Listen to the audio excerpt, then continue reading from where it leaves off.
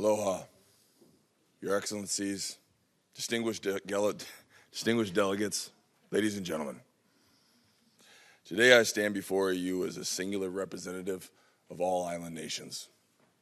I am honored to represent those who continue to fight as stewards of this planet. As a native Hawaiian, born to a mother from Iowa, I have seen how one place can be oblivious to another. The issues facing an island can feel so far removed from that place that is landlocked in the middle of our country. However, with a foothold in two worlds, I quickly began to see how a problem for one will soon become a problem for all. As a human family, through innovation and creativity, we have elevated ourselves and perceivably stand as the most powerful beings on earth. Yet our ego, our fear, and our relentless drive for profits have made us the only species willing to force disharmony with the natural balance of our world. We are the living consequence of forgotten traditions. We suffer a collective amnesia of a truth that was once understood, the truth that to cause irreversible damage to the earth is to bring the same unto ourselves. We, the island nations, and all coastal communities are the front lines in this environmental crisis. The oceans are in a state of emergency. Entire marine ecosystems are vanishing with the warming of the seas.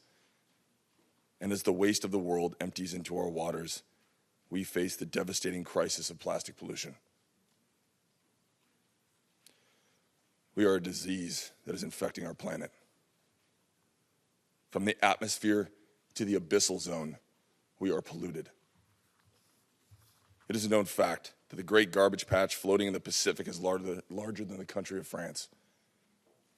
Even at the depths of the Mariana Trench, we are discovering nanoplastics.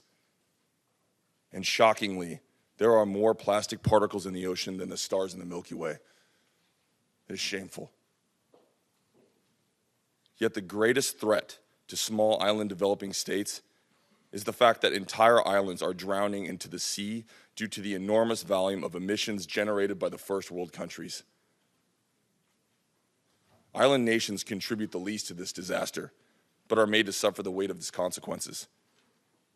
Our governments and corporate entities have known for decades the immediate change is needed, yet change still has not come.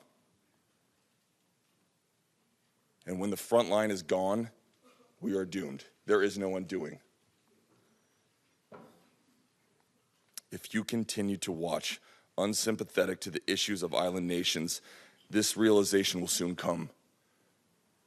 That you stood by and witnessed the world cross the critical tipping point, ushering the death of our planet. 69 of the 100 richest entities in the world are corporations. They are not governments. Obviously, it is not naive to believe that one does not influence the other. But we are watching, and the people will hold our governments and corporate powers accountable for the destruction you are allowing to our environment. 3 years ago in Paris, the world stood united and vowed to keep the earth below 1.5 degrees of warming.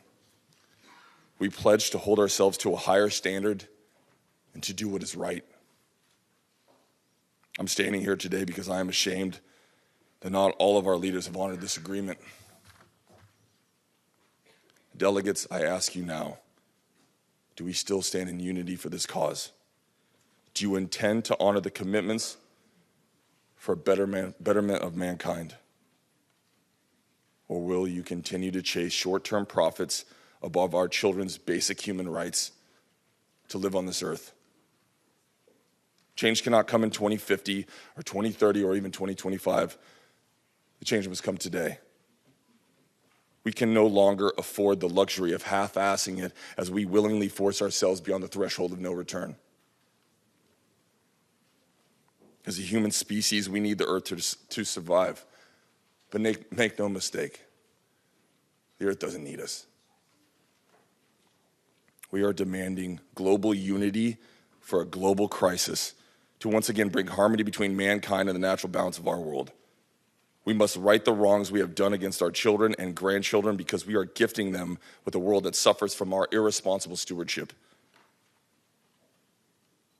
I leave you with an island proverb that states, he wa'a, he moku. he moku he va'a. These words teach us that all land, no matter how big or small, floats on the ocean like a canoe in the middle of the sea.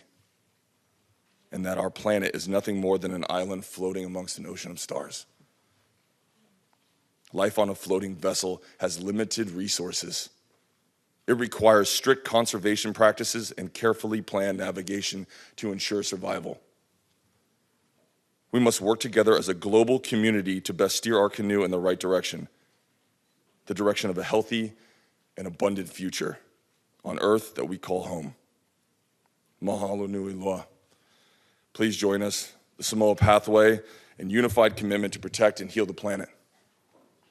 This is for all of us. Aloha. Kukiai Mauna!